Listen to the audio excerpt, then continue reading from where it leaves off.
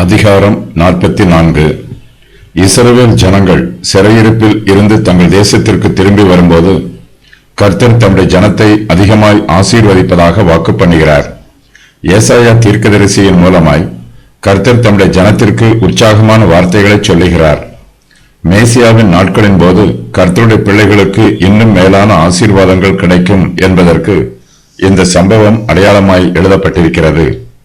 விக்கிரகங்களை செய்கிறவர்களும் அவைகளை ஆராதிக்கிறவர்களும் மதியீனமாய் இருக்கிறார்கள்.